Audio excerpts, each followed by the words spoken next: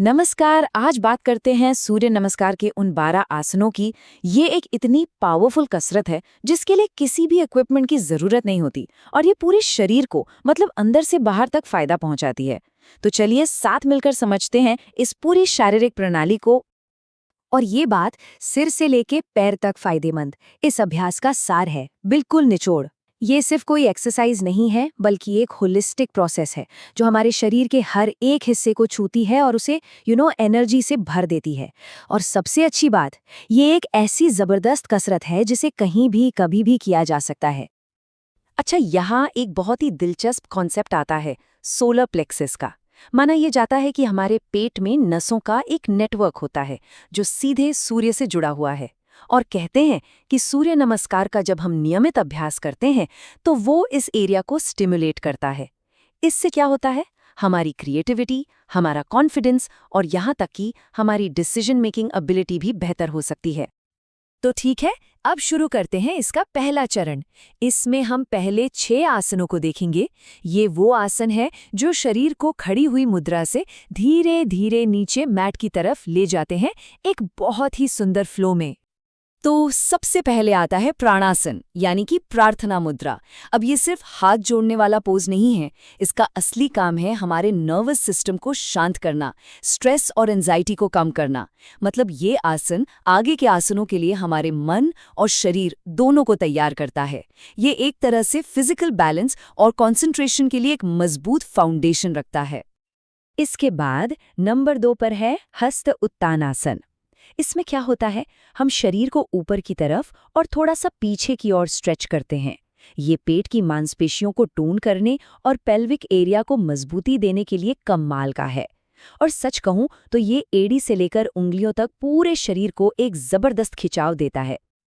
अच्छा, ऊपर स्ट्रेचिंग के बाद अब हम आते हैं नीचे की तरफ हस्तपादासन में, जिसमें हम आगे की ओर झुकते हैं। ये आसन शरीर में फ्लेक्सिबिलिटी लाने के लिए बहुत जरूरी है।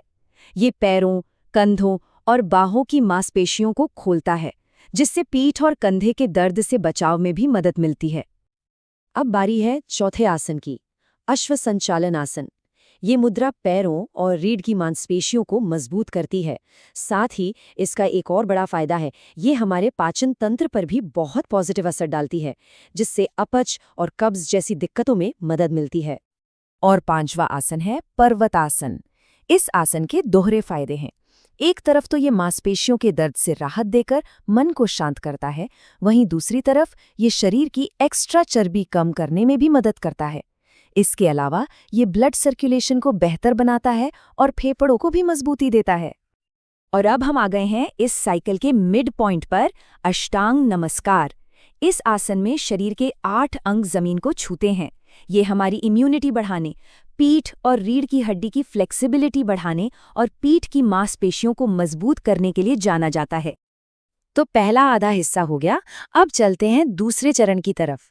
ये अगले 6 आसन इस चक्र को पूरा करेंगे और शरीर को वापस ऊपर खड़ी होने की मुद्रा में ले आएंगे।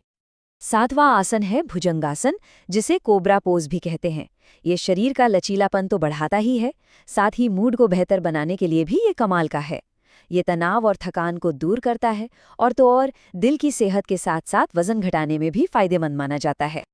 8वां आसन है अधोमुख श्वानासन, जिसे ज्यादातर लोग डाउनवर्ड फेसिंग डॉग के नाम से जानते होंगे। ये आसन रीढ़ की हड्डी को मजबूती देता है, स्पाइनल एरिया में ब्लड सर्कुलेशन को बेहतर बनाता है और मेनोपॉज के लक्षणों से निपटने में भी मदद कर सकता है। इसके बाद आता है दंडासन या प्लैंक पोज। ये कंधों और छाती को मजबूत बनाने के लिए बहुत असरदार है। इससे होता यह है कि जब पूरा शरीर एक सीध में आता है तो बॉडी पॉस्चर अपने आप सुधरता है और कंसंट्रेशन भी बढ़ता है।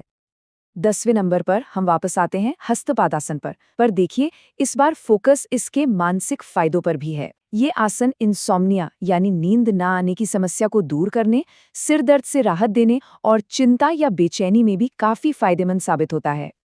और 11वां आसन एक बार फिर हस्तोत्तानासन है, जिसमें ऊपर की ओर खिंचाव होता है। ये मुद्रा शरीर की सुस्ती और थकान को दूर करती है, पाचन में मदद करती है और जब छाती का विस्तार होता है तो शरीर में ऑक्सीजन का सर्कुलेशन भी बेहतर होता है, जिससे एक नई ऊर्जा मिलती है। और आखिर में 12वां आसन, ये हमें वापस प्रार्थना मुद्रा में ले आता है और इस पूरे साइकिल को पूरा करता है। ये ताड़ासन का एक रूप है जो जांघों, घुटनों और टखनों को मजबूत करता है, कूलों और पेट को टोन करता है और इमोशनल कंट्रोल डेवलप करने में भी मदद करता है। तो देखा, ये चक्र एक बहुत ही बैलेंस्ड और शांत अंत पर पहुंचता है। तो ये था पूरा एक चक्र। ये सिर्फ 12 अलग अलग पोज नहीं है, बल्कि सांसों के साथ तालमेल बिठाता हुआ एक सहज प्रवाह है। यही 12 आसन मिलकर सूर्य नमस्कार का एक पूरा चक्र बनाते हैं। हर आसन असल में अगले आसन के लिए एक तैयारी है, और ये सब मिलकर एक शक्तिशाली और इंटीग्रेटेड सीक्वेंस बनाते हैं, जिससे शरीर और मन दोनों को फायदा पहुंचता है। तो सवाल ये है कि इसका पूरा फायदा कैसे मिले? तो देखिए, सोर्स के मुताबिक फिट और हेल्दी रहने के लिए रोजाना औसतन 12 से 15 चक्कर करने की सलाह दी जाती है। बस एक बात ध्यान रखनी है, कंसिस्टेंसी ही की है। और ये पूरा विश्लेषण हमें एक आखिरी सवाल पर लाकर छोड़ता है। ये संपूर्ण कसरत किसी की दिनचर्या का हिस्सा कैसे बन सकती है? ये सोचने वाली बात है। इस जानकारी से भरी यात्रा में शामिल होने के लिए धन्यवाद।